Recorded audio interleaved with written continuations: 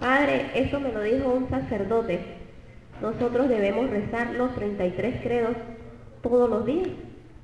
Obligadamente no, si usted quiere lo hace y si no quiere no lo hace. Nosotros los cristianos tenemos una libertad para orar, mamita. Podemos orar de miles maneras. Podemos orar rezando el rosario.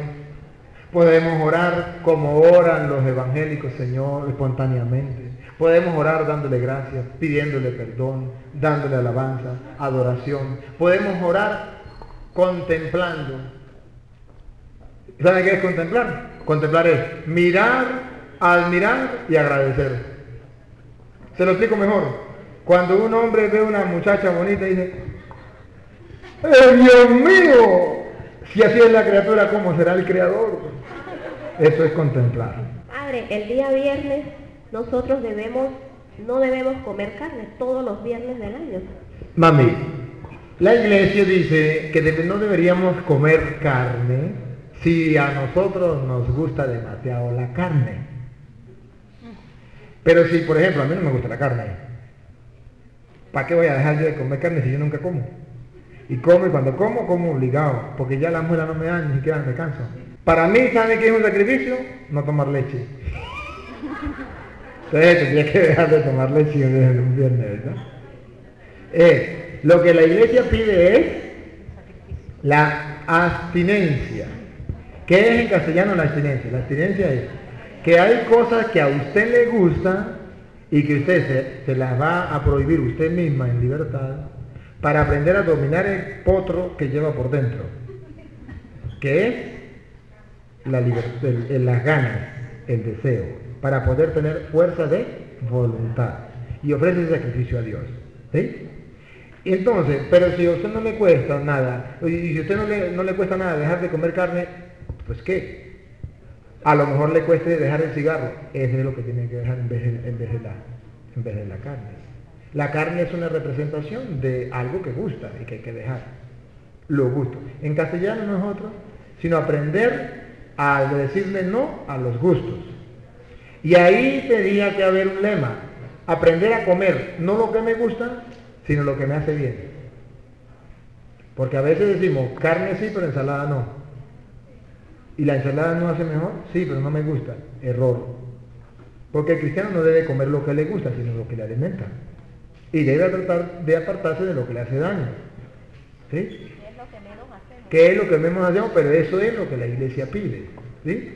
Y luego viene la otra, que es algo parecido, que es el ayuno. ¿Qué es el ayuno? El ayuno es que usted, primero que usted, de grado menor a mayor, ¿sí? Que usted se coma la mitad de la comida que come diario. Si usted, por ejemplo, sabe que se come un plato de arroz hasta los tequeteques, pues usted diga, hoy voy a ayunar, hoy me voy a comer la mitad. El cuerpo le va a pedir más y usted le va a decir, no, aquí mando yo, aquí manda el jinete y no el caballo. O si usted quiere hacer un ayuno más grande, entonces no cena. No cena.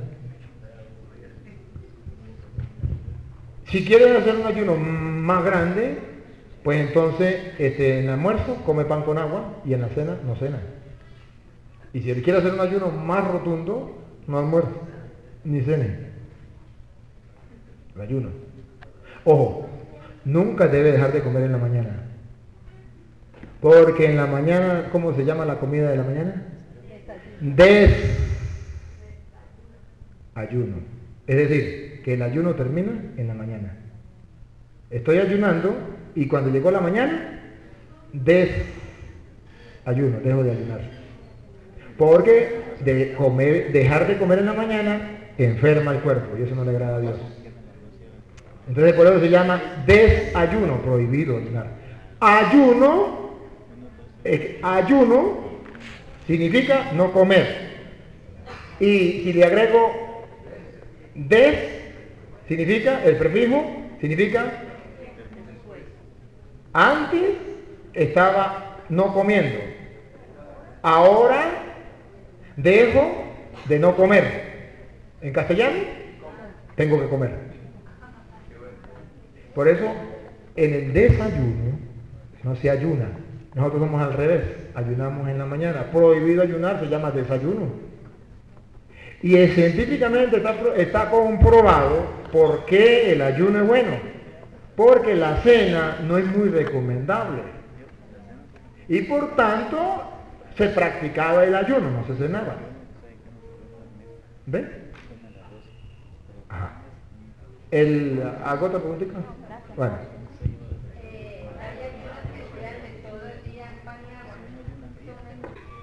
Que haga todo el día pan y agua.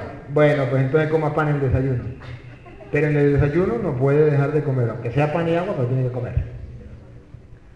También es un ayuno. También es un ayuno. Pero claro, si usted se tipla de pan, y si ojalá que sea pan con queso y jamón y bocadillo. Padre, ayer me quedó también una duda cuando se estaba hablando del purgatorio. Sí. De que hay muchas personas que hablan de devoción a las benditas almas del purgatorio y que cuando les dejan de rezar o de colocarle la velita que les alumbre el camino, ellas se manifiestan, que las oyen, que mueven cosas. ¿Hasta dónde es cierto y válido esto? Vale. Hay una cosa que es conforme a la doctrina de Cristo, que es que nosotros podemos orar por las personas que han muerto y que creemos estén en el purgatorio.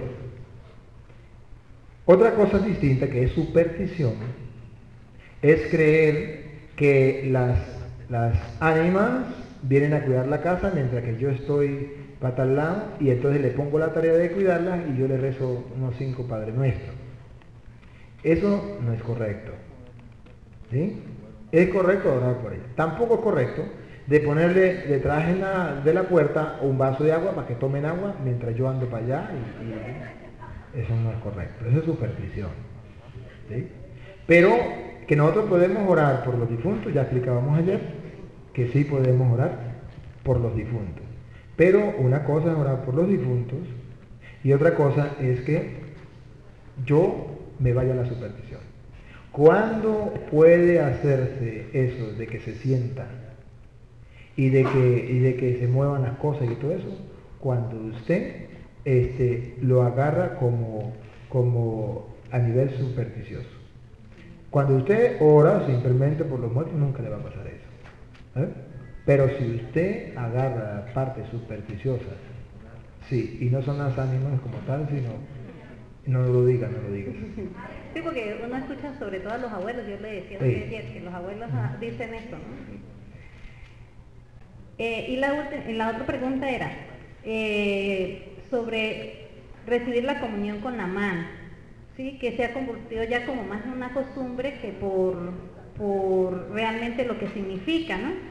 Y hasta donde tengo entendido, yo se lo comentaba a usted, que ni el Papa ni el Magisterio de la Iglesia pues han aprobado esta práctica, y esto lo estableció por lo menos San Juan Pablo II en un documento en 1980, donde decía que el tocar la hostia con la mano es un privilegio de los ordenados. Y para ponerlo en práctica, él mismo lo hizo en mayo-junio de ese mismo año, donde le negó en público la comunión en la mano a la esposa del primer ministro francés.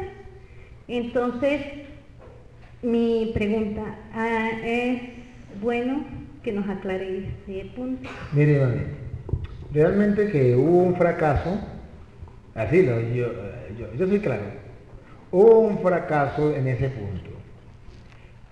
La Iglesia lo permitió, eso está permitido por la Iglesia, el Papa lo permitió, pero lo permitió por varios motivos, o por un motivo más grande. Resulta que para comulgar se hacían unas colas muy grandes, ¿sí?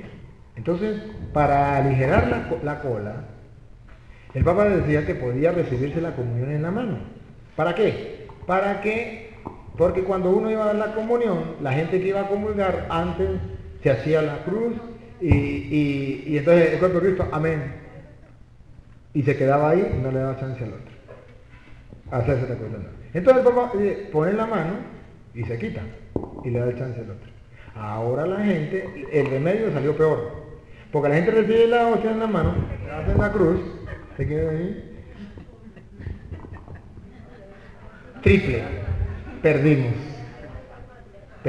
no sirvió de nada. Por eso es que ahora la iglesia está otra vez buscando la manera de no dársela otra vez en la mano. Porque era para agilizar la cola. Y ahora la cola se hizo más larga y peor. Luego, fue una mala experiencia. Porque los brujos se aprovecharon de eso. Entonces van los brujos y agarran la hostia y hacen que se la comen y se la llevan para las misas negras. Que no es otra cosa sino adoración a Satanás,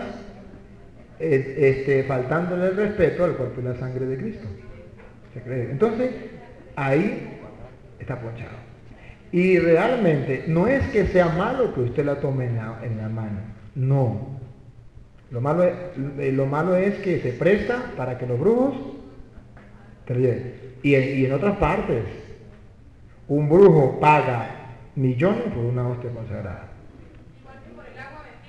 Ajá. Paga. Entonces, ¿qué pasa? Que hay gente que no tiene escrúpulos, que es capaz de llevarse una hostia y venderla. ¿Y por qué? Y entonces yo me hago la pregunta, ¿y por qué no hacen brujería con una hostia sin consagrar, no? ¿O por qué la gente que es tan viva, por qué no agarra una hostia sin consagrar y le dice, esta hostia consagrada se la vendo? Porque el diablo sabe que ahí no está Cristo. Porque los únicos que no saben somos nosotros, pero el diablo sí sabe que ahí está Cristo. ¿En dónde está y en cuál no está? ¿En cuál está y en cuál no está? Ahora, bien, yo por lo menos, personalmente no estoy de acuerdo con que reciban la hostia en la mano. La gente me la pide en la mano, se la doy en la mano, pero nunca estoy de acuerdo. ¿Por qué no estoy de acuerdo? Bueno, no estoy de acuerdo porque lo que se espera. Y luego a veces la gente está en su trabajo, lo que sea, y agarran la hostia con la mano sucia, y a veces le queda alguna partícula, y no tienen el cuidado ni el respeto. Por eso no estoy de acuerdo. ¿Qué hago yo, por ejemplo? Yo cuando era párroco, que la gente estaba acostumbrada a recibir la hostia en la mano, yo agarraba bajo las dos especies, vino y la hostia. Y agarraba y untaba. Cuando me ponía en la mano, le untaba de nuevo, para que se diera cuenta que estaba mojada, que no la podía poner en la mano. Entonces, bueno, usted no se da cuenta que está mojada con acá, se la da la boca. No peleé con nadie. Y ya se acostumbraron a recibir en la boca. No peleé con ninguna. Pero no estamos de acuerdo. Usted y yo no estamos de acuerdo. No, yo tampoco. Ajá. Volviendo, padre, a lo de el día sábado y el domingo ahora. Sí. Ajá, entonces usted decía que el día sábado, ¿por qué no guardaban los adventistas el día sábado? Porque lo hacían mal. Nosotros los domingos.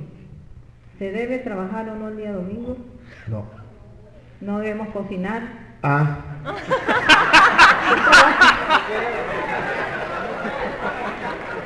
Limpiar, ¿verdad?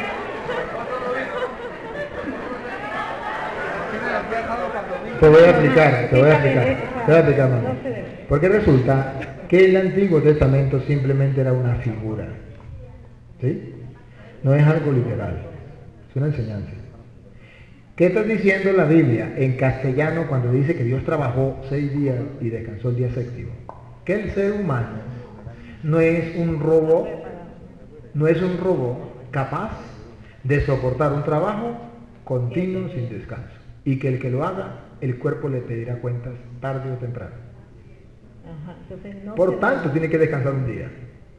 Y se refiere no que tiene que no comer, no, sino que aquello era una figura. ¿Por qué era una figura que no comían? Porque recuerde que ese descanso figuraba al cielo. ¿Y en el cielo se come? No. Allá no hay hambre, allá no hay nada de eso. Entonces era como un recordar que yo voy a descansar allá y allá no voy a hacer nada de eso. ¿Sí? Pero ya en el Nuevo Testamento nosotros no guardamos el domingo, no trabajamos el domingo. ¿Por qué? Porque se lo dedicamos al Señor, muy distinto. Dejo de trabajar porque domingo significa día del. Entonces voy a dedicarle tiempo a las cosas de Dios. No porque no pueda yo viajar, no porque yo no pueda ver fuego, no, sino que significa que yo se le voy a consagrar ese día al Señor. Ajá, padre, otra cosa. Ahora, padre, pero si yo, ¿qué más? Yo trabajo en una empresa y no puedo guardar el domingo, sino que a mí me dan libres el sábado. Bueno, pues entonces el sábado descanse, vaya a misa, lea la palabra de Dios, ore, hágalo usted como si fuera ese día. O si me dan es el lunes, pues hágalo el lunes. Hágale por hacerlo el domingo. Pero no es algo tampoco literal en el día. Claro. Solamente que en la semana nosotros tenemos que dedicarle un día A ver, al claro. Señor, un día a Dios. Ah, gracias. No. Ahora, padre, no sé si usted habló del bautismo, o sea, como estamos hablando sobre todo los evangélicos, no sé si eso lo dijo usted el lunes o domingo, cuando alguien es bautizado en la iglesia católica, para que usted nos diga una cita donde uno puede argumentar o soportar, es bautizado, luego se meten a los evangélicos y vuelve y bautiza, dice que se tienen que bautizar porque chiquiticos no sabían lo que hacían, ajá. Eso está en Efesios capítulo 4, versículo 4. Eso está prohibido. Efesios 4, 4. Ya se bautizó una vez, no Sí, necesita bautizarse eso está en más. Efesios 4, 4. Efesios 4:4. Que dice que el bautismo es uno solo. Ajá, ahora el matrimonio. Ellos, algunos, no sé si son todos evangélicos, ellos dicen que Dios nos hizo para ser felices. Y si se han casado y de repente no se entendieron, son infelices, un martirio, una tortura el matrimonio, entonces para ellos es valedero como separarse y volver de pronto a encontrar otra pareja y no está mal. Sí, mami. Dios nos hizo para ser felices. Y la Biblia dice que si usted no puede ser feliz con esa persona, usted sí puede separarse. Pero pone una condición. No se puede volver a No se puede volver a casar. Lo dice 1 Corintios capítulo 7, versículo 7. Primera. Bueno, 4:4 en adelante. Efesios 4:4 en adelante, agarrando también el 5. Y ya, El bautismo es Efesios 4:4 en adelante. La de 1 Corintios capítulo 7, versículo 7. Vamos a leerlo. Léalo, ahí tiene la Biblia. Búsquela porque vamos a leerlo.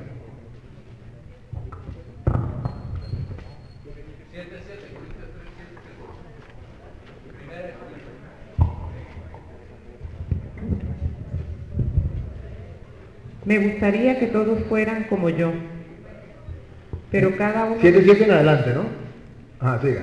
Me gustaría que todos fueran como yo, pero cada uno recibe de Dios su propia gracia, unos de una manera y otros de otra. A los solteros y a las viudas les digo que estaría bien que se quedaran como yo, pero si no logran contenerse, que se casen, pues más vale casarse que estar quemándose por dentro. Siga. En cuanto a los casados, Aquí viene. les doy esta orden, que no es mía sino del Señor, No es invento de curas. que la mujer no se separe de su marido, No se separe. y si se ha separado de él, Y si ha parado es porque no se entiende, por X o Y circunstancias, que no se vuelva a casar, que no se vuelva a casar. Aquí está clarito y raspado. Es decir, sí, usted puede decir, ya no aguanto más este marido. Piénselo, mamita. ¿Usted sería capaz de ser feliz sin un hombre?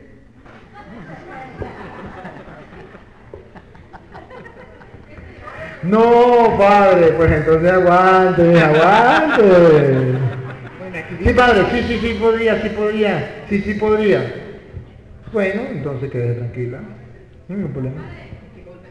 A ver, vamos a ver qué dice aquí, ya le hemos paseado. dice, y si se ha separado de él, que no se vuelva a casar o que haga las paces con su marido, ¿Ve?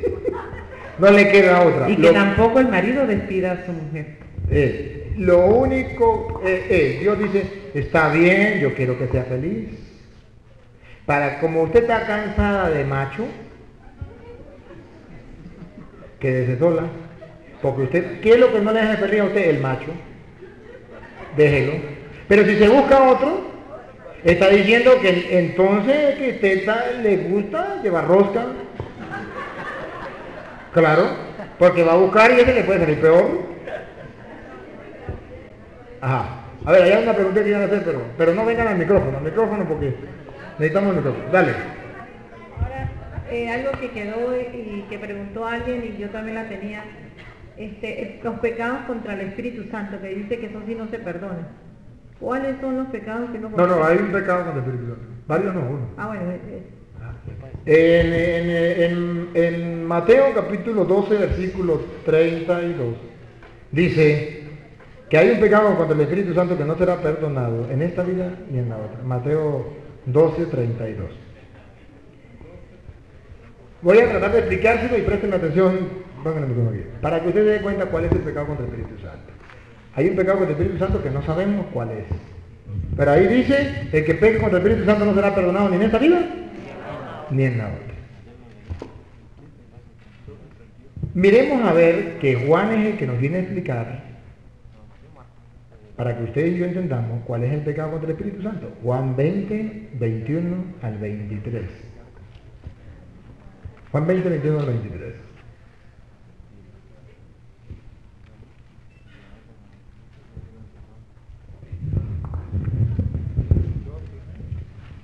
Yo no sé si ustedes recuerdan cómo fue que sucedió la cosa, que Jesús dijo ¿se acuerdan la historia? Porque Jesús expulsó un demonio y ellos dijeron, expulsa a los demonios por el poder de Belcebú, ¿se acuerdan o no se acuerdan? Y entonces Jesús dijo, pues si Belcebú está dividido, entonces ¿cómo va a ser? Pero si yo expulso a Belcebú por el poder de Dios, por el dedo de Dios, por el Espíritu de Dios, es porque el reino de Dios ha llegado a ustedes. ¿Me captan la idea? Él expulsaba a los demonios con el Espíritu Santo, con el poder de Dios.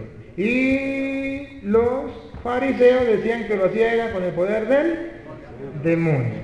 Es decir, ellos no creían en la acción del Espíritu Santo que estaba actuando, sacando los demonios de una persona.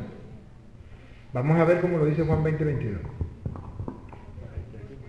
Dicho esto, sopló sobre ellos y les dijo, reciban el Espíritu Santo. Saquen la idea. Jesús sopló sobre los apóstoles y les dijo, reciban el Espíritu. Sopló. ¿Por qué sopló? Porque no se puede ver. Sopló sobre ellos. El Espíritu Santo no se ve, es como el viento, no se puede ver. Sin embargo, ese Espíritu que no se puede ver, Jesús se lo dio a los apóstoles o no se lo dio. Reciban al Espíritu Santo. ¿Para qué se lo dio? Dale. A quienes descarguen de sus pecados serán liberados, y a quienes se los retengan les serán retenidos. ¿Para qué le dio el Espíritu Santo? Para que sea el Espíritu Santo que por medio de los apóstoles perdonen los pecados. Pero una persona que no crea en el Espíritu Santo, ¿qué va a decir? ¿Qué cuento? Yo lo que veo es un cura pecador igual que yo, o más pecador que yo. ¿Cómo me voy a confesar yo con un cura que es más pecador que yo? Yo el Espíritu Santo no lo veo en ningún lado. No lo veo en ningún lado porque es Espíritu. ¿Sí? Cuando no acepta que ahí está el Espíritu Santo, ¿se confiesa? No se confiesa. ¿Y qué dice Jesús? A quien ustedes le perdonen los pecados, ¿le quedan? Pero a quienes no se lo perdonen, le quedarán sin.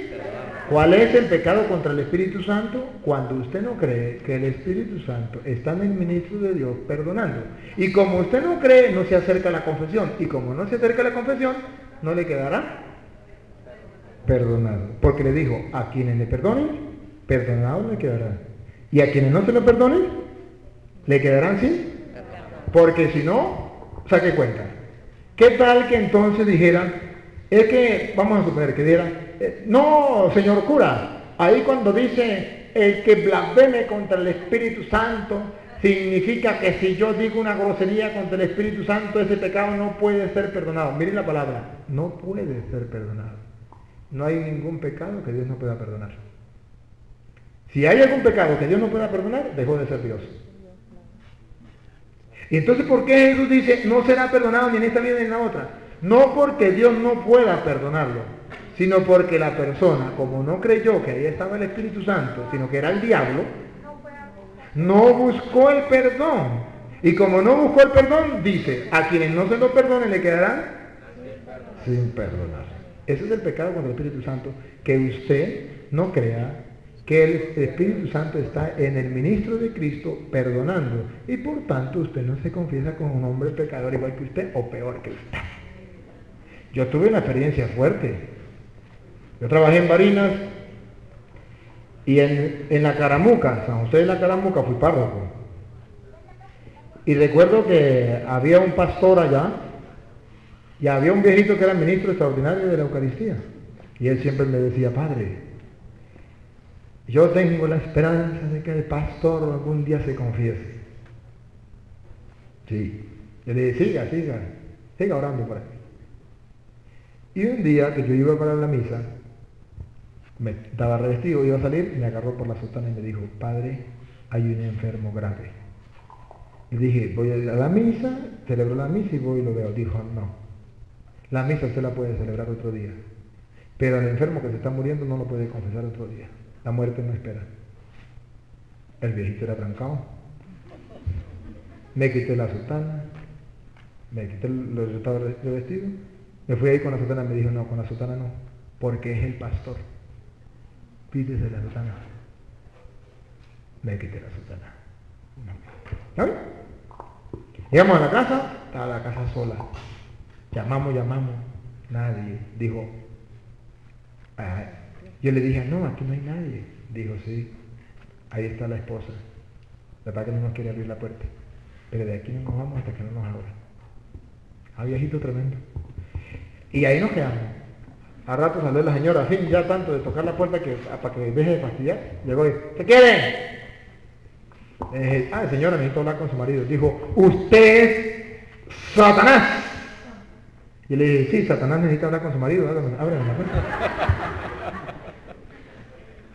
No, porque él es pastor y yo soy su esposa y somos evangélicos y no somos católicos. Cuando yo vi que la señora se fue, yo dije, ay Dios mío, ¿qué hago aquí? Hice un acto de fe. Un acto de fe de aquella locura que me metí a ese. Y le dije, en el nombre de Jesucristo te ordeno que me abran la puerta ya. Así.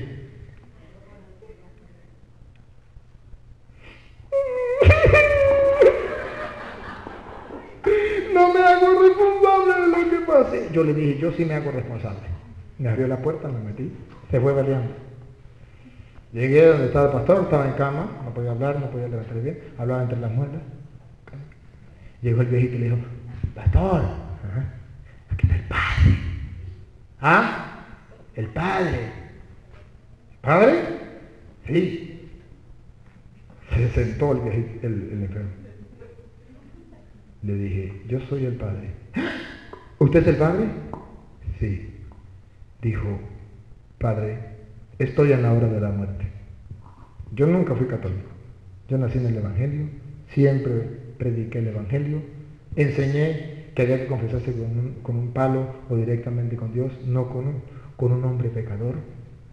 Ahora estoy en la hora de la muerte y Dios me ha mostrado que ni un pecado de mi vida ha sido perdonado.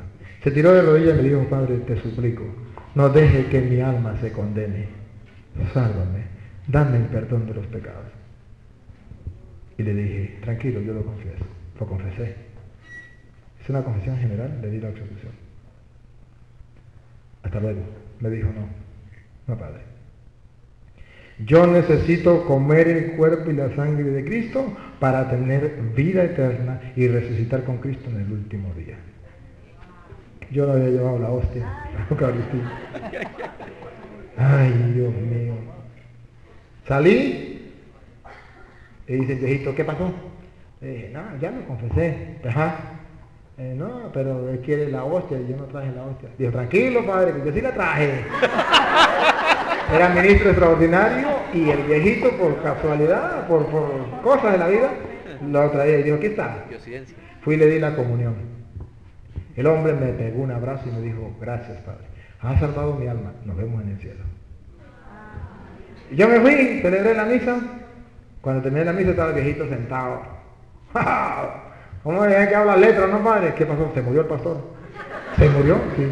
Y la esposa anda diciendo que usted no lo confesó, que usted vino y lo mató. Diga lo que quiera, diga lo que quiera. Oye, hermano, mire, y así he confesado yo muchos pastores y pastoras y evangélicos a la hora de la muerte. Los evangélicos brincan mientras tengan salud y estén bien y no les llegue el peso de la muerte, brincan, dicen y gritan. ¿Cuál es el problema? Que cuando llega la hora de la muerte, si los familiares y son evangélicos, nunca le van a permitir llevarle cura, aunque lo clamen a gritos, a llantos. Que lo pedirán, pero ya no hay remedio. Me tocó con una pastora en Camirí, la hermana de la cuñada era misionera, y la cuñada siempre estaba pendiente que quería que la pastora que estaba enferma, tenía cáncer, no se fuera a morir sin confesión. Y me dijo, padre, yo quiero que vaya a confesar la pastora. Yo le dije, vamos, me fui. Claro, tenía como 10 hijos y todos eran evangélicos. Y entonces el marido también a veces evangélico y a veces decía ser católico, pero más evangélico que católico. Y cuando yo llegué, ustedes se imaginan el carro del cura en la casa de la pastora. Se vinieron todos los evangélicos y los hijos y se rodearon a la señora. No me dieron chance ni de decirle nada. Hablamos ahí, pero no, ¿qué cuenta? ¿Cómo le iba a conocer? Y me dijo ella, ¿será padre otro día? Yo le dije, bueno, otro día. Nos fuimos. No, me fui. Me cambiaron de parroquia. Me mandaron para la cuna de la Revolución Bonita. Sabaneta de Barinas. Y entonces me fui allá y estaba yo, un buen día. Me llegó así. ¡Pum! La pastora. Y dije, ¿pero qué voy a hacer yo allá? Si yo ya no soy cura de allá, no soy párroco de allá, no voy a ir. Otra vez. La pastora. Y dije, no voy a ir, porque yo creo. Y además quedaba como hora y pico de distancia, 2 horas. Y yo tenía muchas cosas que hacer, no voy a ir. La pastora. Agarré el carro y me fui. Llegué a la casa de la pastora. Cuando llegó el carro del cura a la casa de la pastora, se vinieron otra vez todos los hijos de evangélicos. Y llegué y le dije al marido, acá. ¿Qué? Yo sé que ustedes son evangélicos, a mí qué me importa. Pero esa señora no se puede morir y necesita el cura. Y usted que es el dueño de la casa, por favor, dígale a estos muchachos que se vayan, que voy a confesar a su mamá. ¿Ya? Sí. Hijo, el varón va a hablar con su mamá. Vayan. Y salió y se fue. 8 le hicieron caso. 2, un hombre y una mujer, que la cuñada me ha dicho que eran una tigra y un tigre, agarraron a la mamá y la abrazaron. Como no me daban chance, la verdad, llegué por un ladito y le dije, esta señora, yo sé que usted es pastora, a mí qué me importa, pero usted está en la hora de la muerte y no ha podido morirse por esto y por esto y por esto. Y Dios te brinda la oportunidad de confesarse. ¿La aprovecha o la pierde? Dios me ha mandado aquí para confesarse si quiere. Si no quiere, me largo. Pero si quiere, la confieso. Dijo, sí, padre, me quiero confesar. ¡No! Usted no va a confesar a mi mamá. ¡No! Nosotros vamos a ir al pastor evangélica, no va a confesar. En el nombre de Jesucristo les ordeno, se van de aquí ya.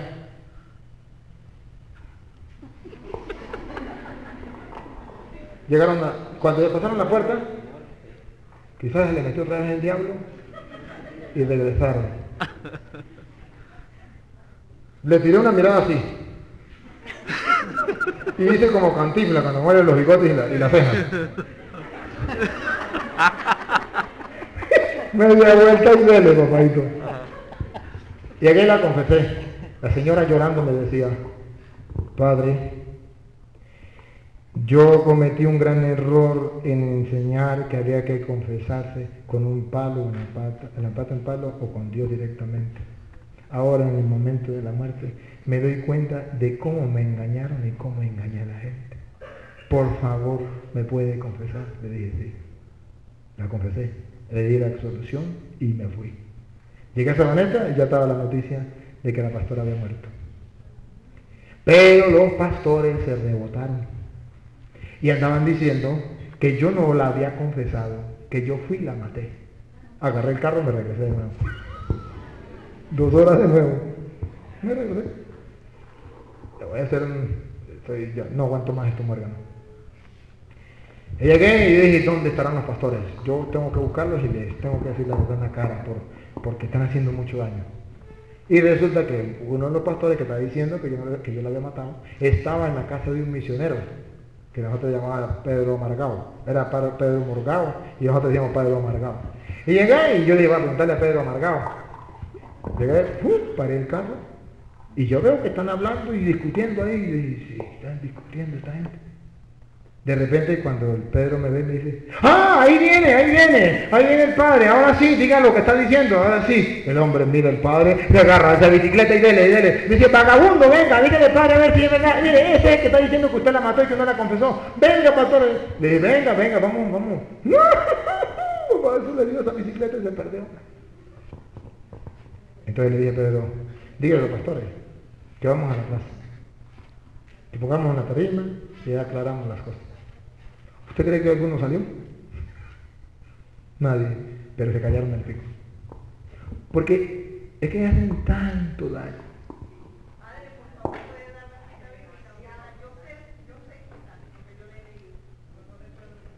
¿Cuál? ¿A dónde debemos confesarnos? Bueno, le voy a dar algunas citas pues para la confesión. En el Antiguo Testamento. Vamos primero en el Antiguo Testamento. Deme chance, mamita. Hoy no, siéntese. Vamos a hablar de la confesión y ahorita seguimos.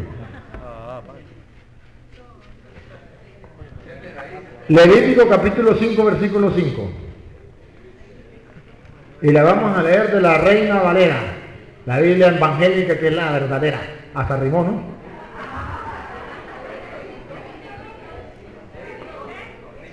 Levítico 5:5. Vamos a ver, una vez me dijo una muchacha, padre, yo quiero que usted vaya a mi casa y se coma una picatierra. Una picatierra. Y yo le dije, voy. Y me llevó a la mujer y me dio un sancocho de gallina. Cuando yo estaba terminando me dijo, padre, yo no lo traje aquí de gratis, lo traje por interés. Y yo le dije, ¿y eso? Digo, pues yo quiero que hable con mi futuro esposo, que es evangélico. Pero él dice que tengo que casarme por la iglesia evangélica y yo quiero casarme por la iglesia católica. Y él dice que si hay alguien que le explique las dudas, que él se casa por la iglesia católica.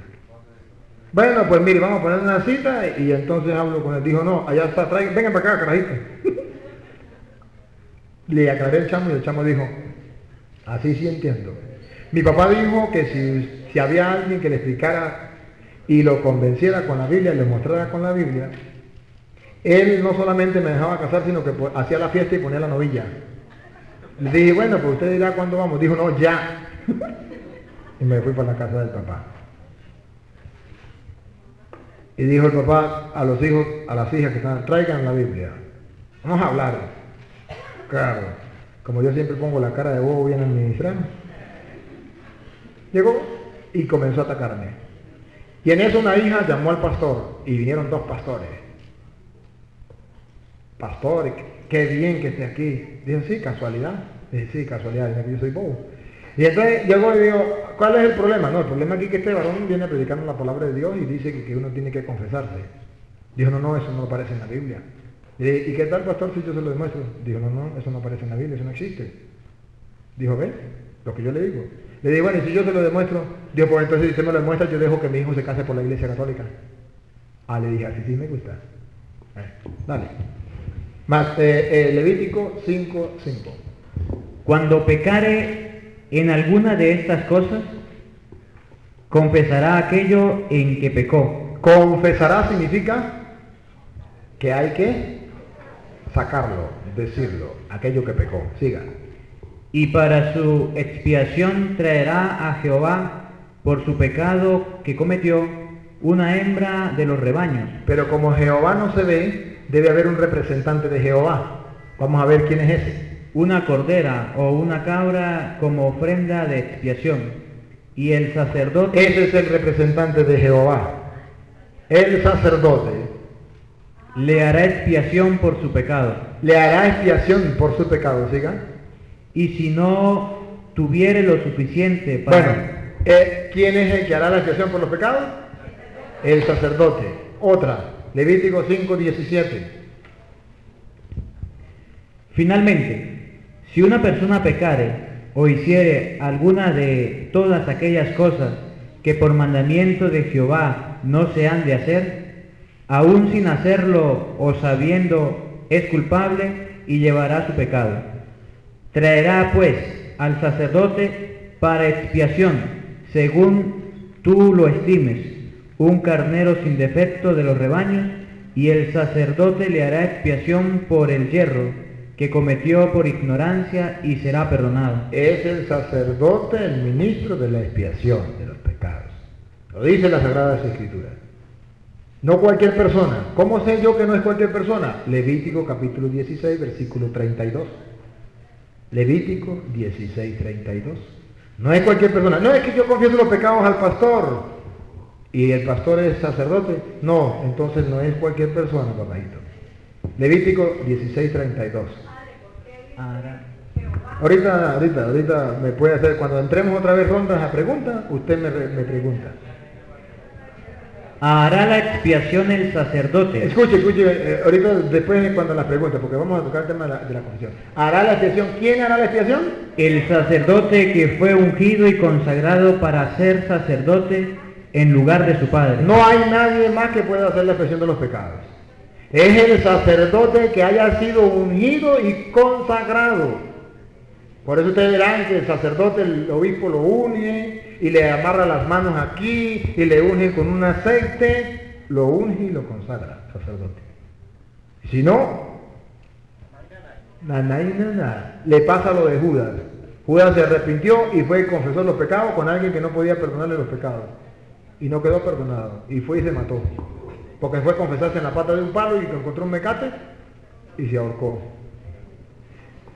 En la Biblia dice que es el sacerdote que tiene, dijo el pastor, esto yo no lo había leído. Yo le dije, pastor. Dijo, pero bueno, está bien, cura, está bien. Pero ahora quiero, eso es el Antiguo Testamento, ahora quiero que me lo muestres con el Nuevo Testamento. Le dije, así me gusta a mí, así que me encanta. Vamos, Nuevo Testamento, cuando sí podemos confesar los pecados con un hombre, no en la pata de un palo, no directamente con Dios. Marcos capítulo 1, versículo 4 al 5. Bautizaba Juan en el desierto. Marcos capítulo 1, versículo 4 al 5. Bautizaba Juan en el desierto y predicaba el bautismo de arrepentimiento para perdón de pecados. Y salían a él toda la provincia de Judea y todos los de Jerusalén, y eran bautizados por él en el río Jordán, confesando sus pecados. ¿Con quién confesaban los pecados? Pregunto, ¿y Juan era un palo, Dios o un hombre? Entonces, ¿cómo es que los protestantes que leen la Biblia y conocen la Biblia dicen que la Biblia prohíbe confesar los pecados con un hombre? Que hay que confesarlo en la pata de un palo directamente con Dios. Que un protestante me muestre una sola cita que diga que hay que confesar en la pata de un palo o directamente con Dios y no con un hombre. Con una sola cita, no hablemos más, ya ganaron. Eso no existe. Eso es invento de los pastores falsos. Pastores, porque no son pastores, son falsos pastores. Santiago 5:16.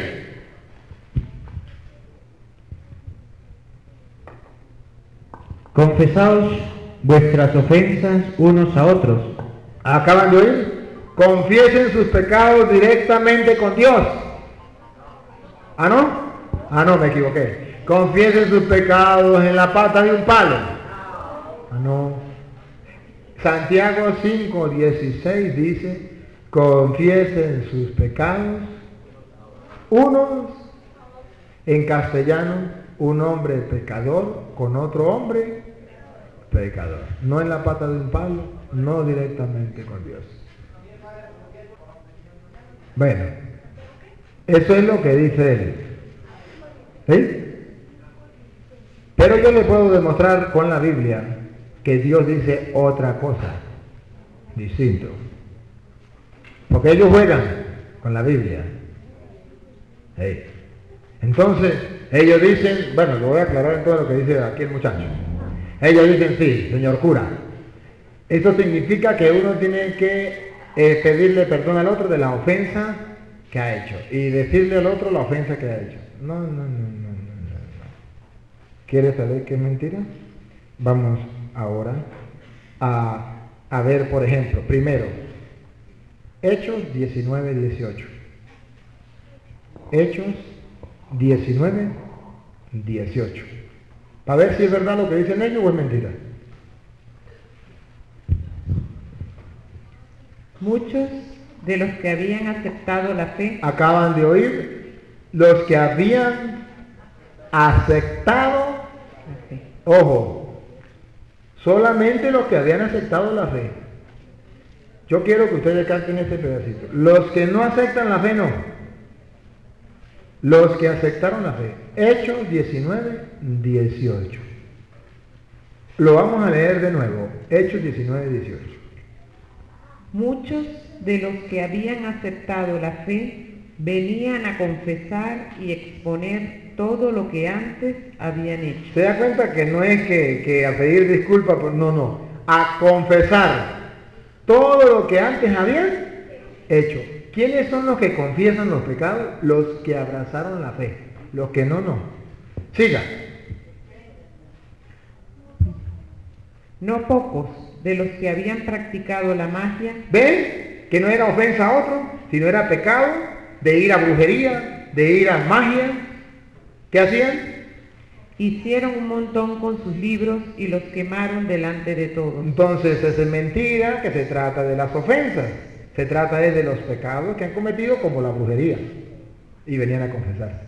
¿Sí captan la idea o no? Un protestante no me puede mostrar a mí que diga que se refiere al perdón de las ofensas. Es más, se lo voy a mostrar de otro punto de vista, que la cita que ya le di, Juan 20, 21 al 23. Pero que la vamos a estudiar ahora. Juan 20, 21 al 23. Y vamos a hacer la diferencia. Bueno,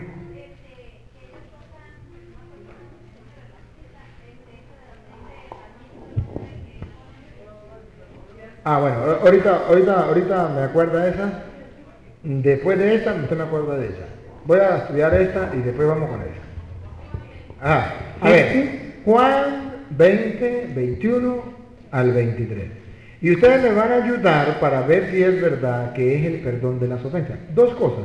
Ustedes tienen que aceptar dos cosas distintas. Uno es que si mi hermano me ofende, yo tengo que pedirle perdón. O si mi hermano me ofende, yo tengo que perdonar. Y otra es que si yo he pecado, tengo que pedirle perdón a Dios y es el sacerdote que tiene que darme a mí la absolución. A ver, dale. Jesús les volvió a decir: la paz esté con ustedes.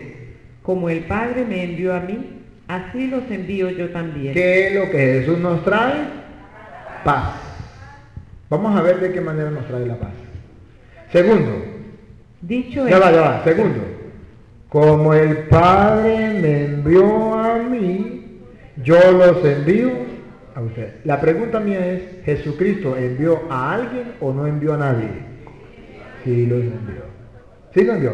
Vamos a ver si los envió solos. Dale. dicho esto, sopló sobre ellos y les dijo: reciban el Espíritu Santo. Sí los envió. ¿Pero los envió solos? No, los envió con el Espíritu Santo, que no se ve. ¿Para qué los envió? Los envió. ¿Para qué? A quienes descarguen de sus pecados serán liberados, y a quienes se los retengan les serán retenidos. Los envió con una misión, a perdonarlos. ¿Y qué fue lo que nos vino a traer? Paz. ¿Cómo adquirimos la paz? A través del perdón de los pecados. ¿Quién nos perdona los pecados? El Espíritu Santo. Por medio de él, que Jesús envió como el Padre lo había enviado a él. ¿Me captan la idea o no? Ajá. ¿Cómo sé yo que aquí los protestantes están jugando con la Biblia para decir que ahí no se refiere al perdón de los pecados, sino al perdón de las ofensas? Fácil. Mire. Marcos Yo ofendí a Marcos. Esa sería la ofensa, ¿no? Si yo ofendí a Marcos, yo tengo que pedirle perdón a Marcos, que sería lo que el protestante dice. Yo voy y le pido perdón a Marcos. Pero si Marcos es un orgulloso, soberbio, y me dice, yo no te perdono, ni aunque me esté muriendo, púdrate. Pregunto, ¿yo puedo quedar perdonado si me arrepiento y le pido perdón a Dios? ¿Sí o no? Pero Él no me perdonó.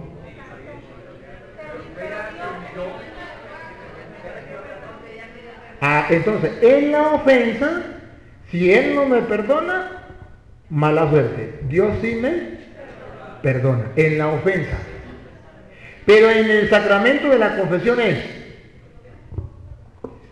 si usted perdona, le dice al sacerdote, le quedarán, pero si no perdona, ve que no es la ofensa, porque en la ofensa, si Él no me perdona y yo me arrepiento y le pido perdón a Dios, yo quedo perdonado. El que no me perdona es Él, pero Dios sí me perdona. En la confesión,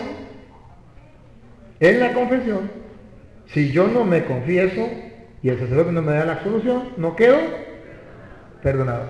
Porque aquí no se refiere al perdón de la ofensa que me ha hecho el hermano. Aquí se refiere al perdón de los pecados que yo haya cometido contra Dios. Una cosa es las ofensas. Yo ofendí a mi hermano. Otra cosa, yo ofendí a Dios. Cuando yo ofendí a mi hermano, para ser salvo, Dios me perdona, aunque mi hermano no. Cuando yo ofendo a Dios, yo tengo que ir ante el sacerdote, como dice Levítico, y si el sacerdote me perdona, yo quedo, y si no me perdona, no quedo. ¿Quieren verlo de manera figurada? Lucas 17:11, de manera figurada. Lucas 17:11.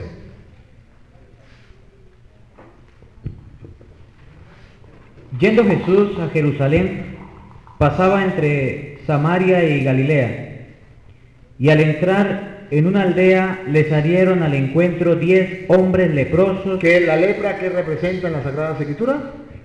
El pecado. 10 leprosos. Los cuales se pararon de lejos y alzaron la voz diciendo, Jesús Maestro, ten misericordia de nosotros.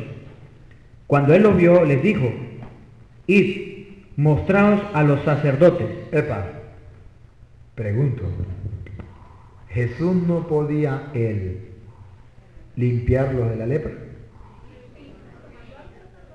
Ahora pregunto, ¿por qué manda a los leprosos al sacerdote?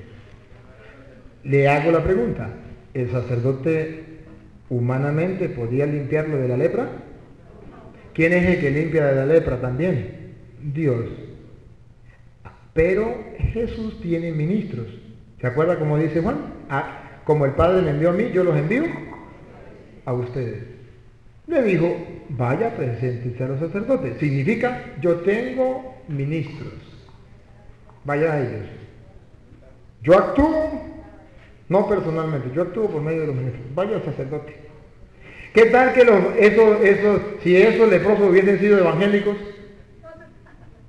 Ir yo, Señor, pero si lo tengo a usted directamente, que usted tiene todo el poder, que usted es Dios, ¿cómo se le ocurre mandarme a un cura pecador igual que yo?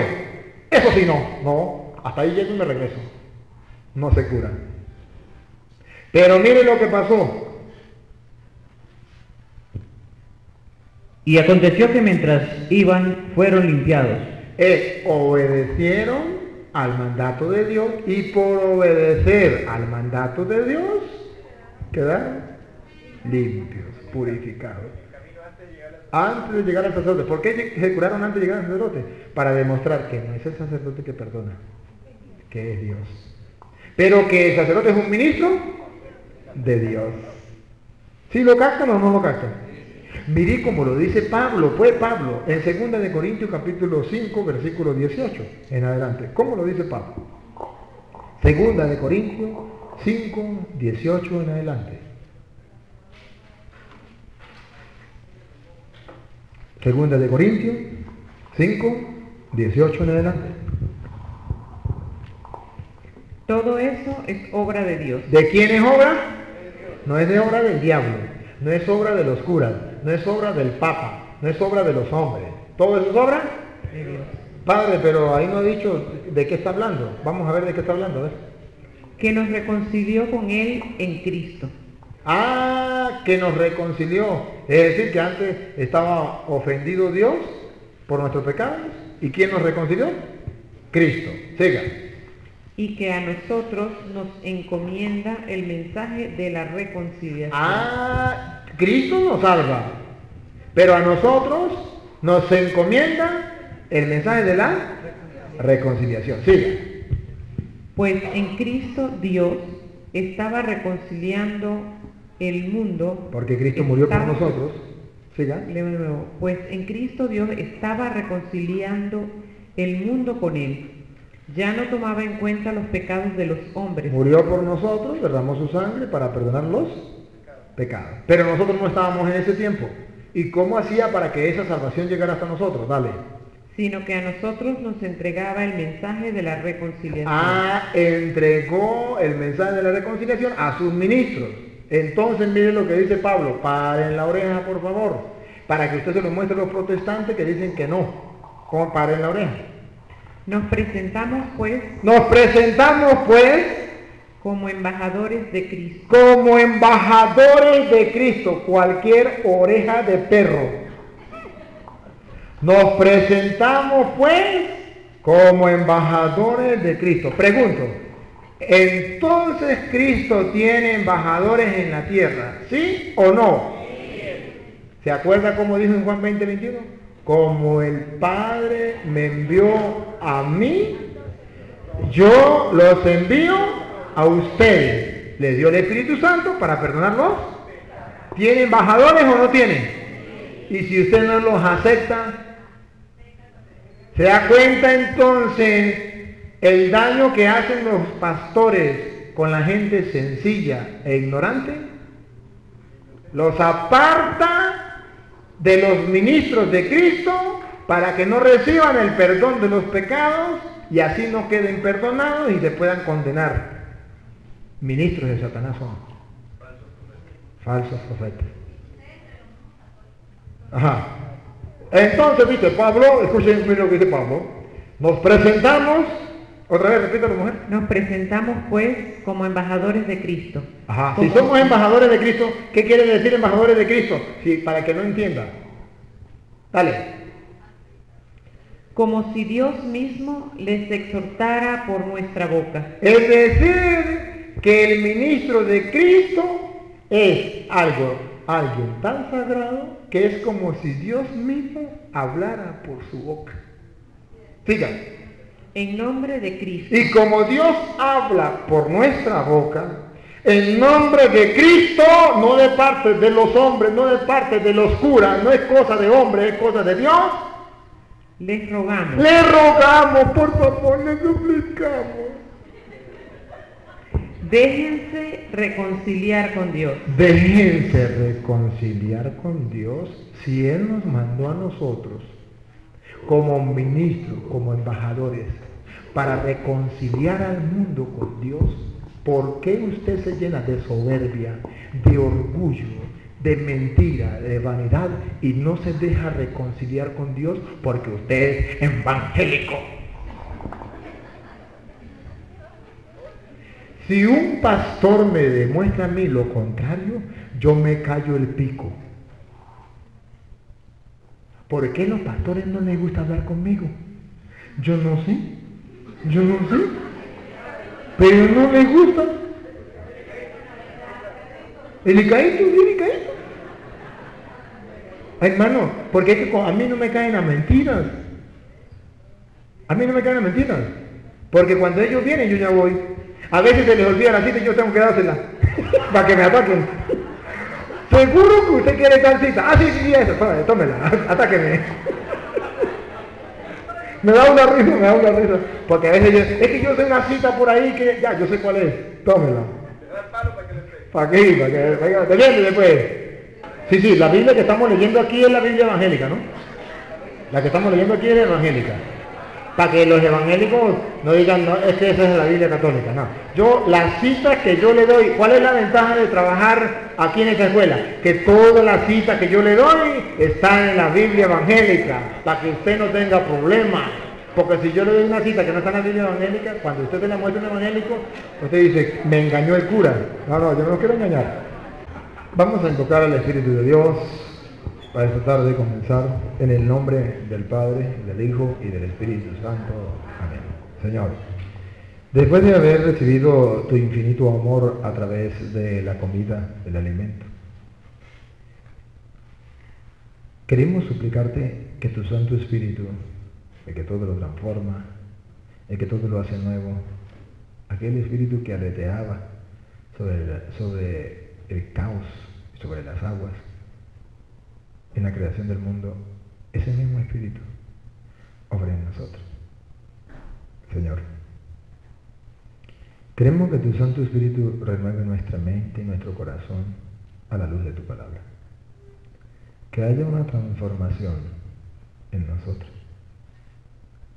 por el poder de tu Espíritu. Señor, que todo lo que estamos aquí no seamos sordos a tu voz. Que al tener un encuentro personal con tu palabra, nuestra fe sea creciente, se fortalezca. Espíritu Divino, te abro la puerta de mi mente y de mi corazón, de todo mi ser, para que obres en mí según tu voluntad. Gracias, Divino Espíritu, por acompañarme, por ayudarme, por venir en mi auxilio. A ti que eres Dios, sea la gloria, el honor, el poder, la adoración por los siglos de los siglos. En el nombre del Padre, del Hijo y del Espíritu Santo. Amén.